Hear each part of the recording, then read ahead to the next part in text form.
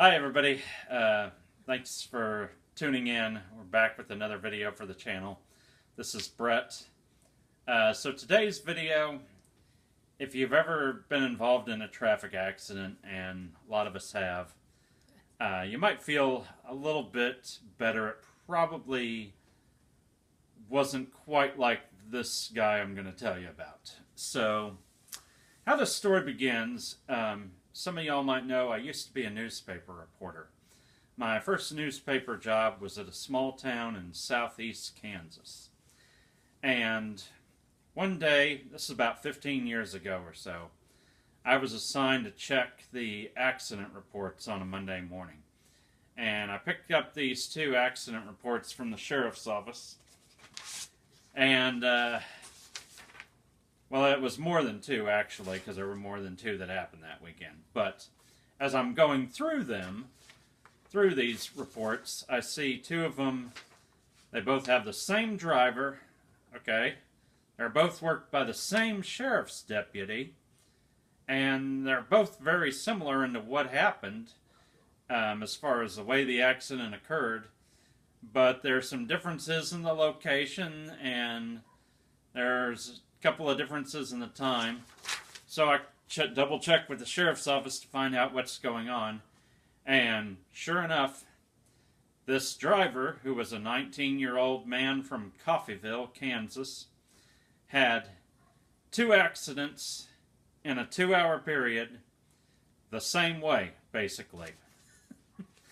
So yeah, and as far as who the cars belonged to, I was able to ascertain a little later, doing some other digging. This 19-year-old worked for some sort of automotive service center or automotive repair shop, and these were vehicles that were owned by an area business that the auto shop was providing services for. So I guess you could say he was working in the capacity of as an employee when he wrecked these cars, but they weren't his boss's cars. They were his boss's customers' cars. And the way these accidents went down, the first one was basically both of them involved him going to the right and striking a guardrail with these cars.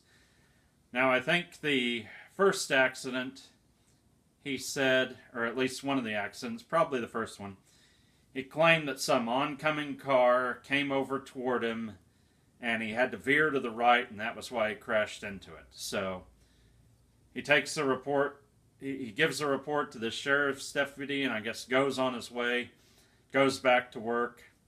And then the second one, he's in a different location, but basically same sort of thing.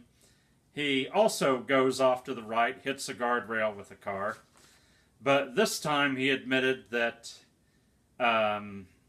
he got distracted or dozed off or whatever, and that was why he went to the right and struck the guardrail. So yeah, I hadn't seen that before on the job. 2 car wrecks in 2 hours, basically the exact same way. Now usually these type of car accidents, usually the type of write-up we did was just a paragraph or two.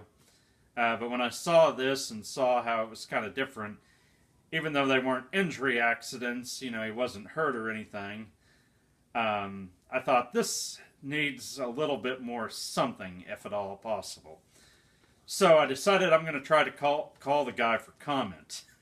Give him a chance to say something if he wants to air his side of the story. So somehow, this was back when more people still had landlines. I guess I figured out by his last name a number to call in the town where he lived. And the person who called answered the phone. It was a woman. I just basically asked, "Is he there?" And she actually gave me a cell phone number without, you know, even questioning who I was or anything. And so I had his cell phone number, and I'm preparing to call him. And working as a reporter, sometimes when you got to call people about stuff they may be mad about, you don't exactly know how they're going to react. And sometimes you got to try to ease your way into asking the questions. And I really wasn't sure how I was going to do that because I'd probably be calling this guy out of the blue. And, you know, just how do you even sort of get around a... There's no good way to ease into it. So I decided to give him a call. And I call him up and I say, basically, hey, are you so-and-so? And he's like, yeah. And I say, well, I'm Brett from the newspaper. And then I couldn't think of any better way to ask him about the accident, so I just sort of blurt out, do you have any comment on how you managed to get into 2 car wrecks in the same day? He says, no, and hangs up. So anyway, I gotta tell you, you know, that was, I have to wonder what the sheriff's deputy thought when he saw the kid the second time. He must have been tempted to not give his license back to him. You know, because that is quite a feat. 2 wrecks in 2 hours on the same day. And I was able to confirm later on through talking to some people that, yes, he was fired from his job at that auto service center, which is perfectly understandable. Maybe the first accident, who knows when his boss found out about it. Maybe he'd been a good employee and they cut him some slack, but you know, after the second one, I'm pretty sure they didn't want to do anything else to jeopardize losing that customer. So, you want my thought on it? The kid saying no comment, even though it would have been interesting to have some funny quote from him, might have been the smartest thing he did all weekend. So, anyway, that's the story. Hope you find it interesting. Click like and subscribe on the channel. I'm also on Instagram now. I'll be posting a lot of photos of different cars there, so you can check them out. And don't forget to have your pets spayed and neutered. Bye.